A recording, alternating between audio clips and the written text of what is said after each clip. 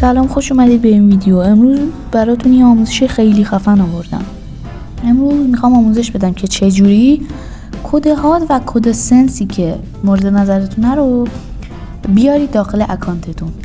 برای این کار اول از همه شما باید وارد قسمت تنظیمات بشید از اون بالا. بعد داخل همین قسمت از بالا میتونید MP مود و بیار مودش رو تنظیم کنید. مثلا MP مود این گزینه گو رو میزنید، بعد اون بالا میشه کلاود لیاوت وان، اونو میزنید، بعد میرید قسمت سرچ یعنی بغلی. اینجا کد هاد مورد نظرتون رو مینویسید. اینجا اینا برای هاده، حالا کدش رو مینویسید. ولی حالا اگر مثلا میخواید برای مولتی بود، برای بتل هم کدش شبیه، خیلی شبیه مولتی ولی یکم فرق داره. اینا باید رو همون بزنید، سرچ بزنید و همون این مولتی باید کد مورد نظر بزنید.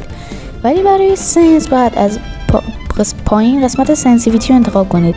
این پایین 3 تا گزینه داریم: دیفالت، کپی، منیج. برای اینکه بتونیم کد رو بزنیم باید وارد قسمت منیج بشیم، بعد دوباره سرچ رو انتخاب کنیم و کد مورد نظرمون رو بزنیم.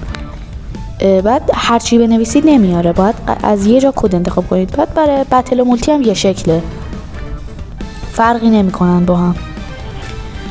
خیلی خوب، پایان ویدیو رسیدیم.